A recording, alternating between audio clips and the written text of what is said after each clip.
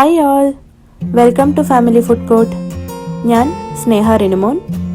ഇന്നിവിടെ വെജിറ്റബിൾ കട്ട്ലറ്റാണ് ഉണ്ടാക്കാൻ പോകുന്നത്. അതിനുവേണ്ടി ആവശ്യത്തിന് ബീൻസ്, ക്യാരറ്റ്, പച്ചപ്പട്ടാണി എടുത്തിട്ടുണ്ട്. ഞാനിവിടെ ഫ്രോസൺ പട്ടാണിയാണ് എടുത്തിട്ടുള്ളത്. അല്ലെങ്കിൽ തലേ ദിവസം കുതിർത്ത് വെച്ച് കുക്കറിൽ വേവിച്ചെടുക്കണം.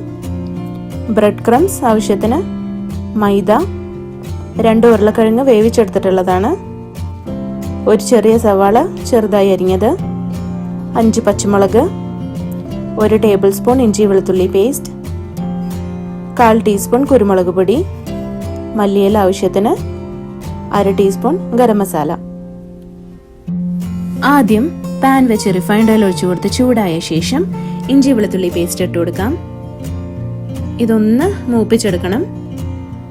അടുത്തത് ഇതിലേക്ക് പച്ചമുളക് ഇട്ടൊന്ന് ഇളക്കി കൊടുത്ത ശേഷം അരിഞ്ഞു വെച്ചിരിക്കുന്ന സവാള ഇട്ട് കൊടുക്കാം. സവാള ഒന്ന് വാടി വന്നാൽ മതി. പിന്നീട് പച്ചക്കറി വെന്ത് കിട്ടുന്നതിനൊപ്പം തന്നെ സവാള ഒന്ന് ഉടഞ്ഞു കിട്ടും. ഇനി കുറച്ച് ഉപ്പ് ചേർത്ത് ഇളക്കി കൊടുക്കാം.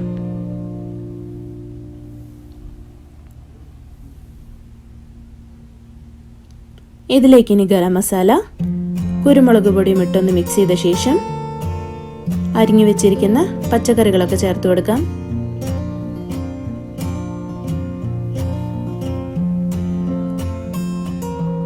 ഇതിനി മസാലയൊക്കെ ഒന്ന് പിടിക്കുന്ന പോലെ ഇളക്കി കൊടുത്ത ശേഷം കുറച്ച് ഉപ്പും ചേർത്ത് കൊടുത്ത് ഒന്ന് ഇളക്കി ഇത് മീഡിയം ഫ്ലെയിമിൽ അടച്ചു വെക്കാം. അടി പിടിക്കാതിരിക്കാൻ ഇടയ്ക്കൊന്ന് തുറന്ന് ഇളക്കി കൊടുക്കണം. ആവശ്യമുണ്ടെങ്കിൽ കുറച്ച് വെള്ളം ഒഴിച്ചു കൊടുത്ത് ഇളക്കി അടച്ചു വെച്ച് വേവിച്ചെടുക്കാം. ഇപ്പോൾ പച്ചക്കറിയൊക്കെ ഒന്ന് വെന്ത് വന്നു. ഇങ്ങനെ വേവിച്ചെടുക്കുമ്പോൾ കുക്കറിൽ വേവിച്ചെടുക്കുന്നതിനേക്കാൾ പച്ചക്കറി ഒന്ന് മുരിഞ്ഞു കിട്ടും. ഇതൊന്ന് ഉടച്ചെടുക്കുക. ഇവിടെ ഇപ്പോൾ വേവിച്ചെടുത്ത ഉരുളക്കിഴങ്ങൊന്ന് ഉടച്ചെടുത്തതാണ്. ഇതിട്ട് ഇളക്കി നല്ലപോലെ യോജിപ്പിക്കാം. ഉപ്പുണ്ടോ നോക്കി കുറവാണെങ്കിൽ ഇട്ട് കൊടുക്കുക. ഇനി ലാസ്റ്റ് മല്ലിയില ഇട്ട് ഒന്നും കൂടെ ഒന്ന് ഇളക്കി കൊടുക്കണം. ഇപ്പൊ കട്ട്ലറ്റിനുള്ള വെജിറ്റബിൾ മിക്സ് റെഡി ആയിട്ടുണ്ട്. ഇവിടെ ഇപ്പം മൈദ വെള്ളം ചേർത്ത് മിക്സ് ചെയ്തെടുത്തിട്ടുണ്ട്. ഇത് ഒത്തിരി വെള്ളവും അതുപോലെ കുറുകും ചെയ്യരുത്, കോട്ടിങ് നന്നായി കിട്ടില്ല. മൈദയുടെ പകരം മുട്ടയുടെ വെള്ളം വേണമെങ്കിൽ ഉപയോഗിക്കാം. ഞാൻ ഈ മിക്സ് ചൂടാറിയ ശേഷം കൈകൊണ്ട് ഒന്നുകൂടെ ഒന്ന് കുഴച്ചെടുത്തിട്ടുണ്ട്. ഇനി ഇത് ഷേപ്പ് ആക്കി എടുക്കാം.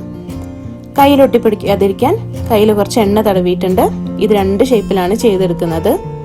ആദ്യം ഇങ്ങനെ കൈകൊണ്ട് പരത്തി വട്ടത്തിലാക്കിയെടുക്കാം. അടുത്തത് കൈകൊണ്ടൊന്ന് ഉരുട്ടി നീട്ടത്തിൽ ചെയ്തെടുക്കാം.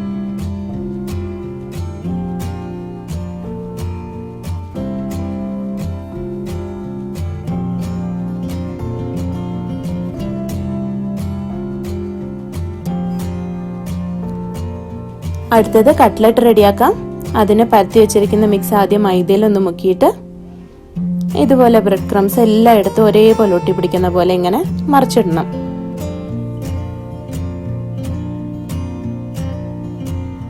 ഇതിന് മീഡിയം ഫ്ലെയിമിൽ പൊരിച്ചെടുക്കാം. ഒരു ബ്രൗൺ കളർ ആവുമ്പോൾ കോരിയെടുക്കാം. കോരിയെടുക്കുന്നതിന് മുന്നേ ഒന്ന് ഫ്ലെയിം കൂട്ടിയെടുത്തു കഴിഞ്ഞാൽ അത്ര എണ്ണ കുടിക്കില്ല.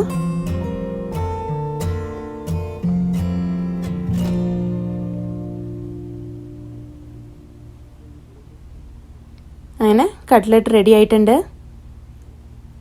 എല്ലാവരും എന്തായാലും ട്രൈ ചെയ്ത് നോക്കണം. വളരെ എളുപ്പമാണ്, നല്ല ടേസ്റ്റുമാണ്. ഇഷ്ടപ്പെട്ടെങ്കിൽ ലൈക്ക് ചെയ്യൂ, സബ്സ്ക്രൈബ് ചെയ്യൂ. Thank you.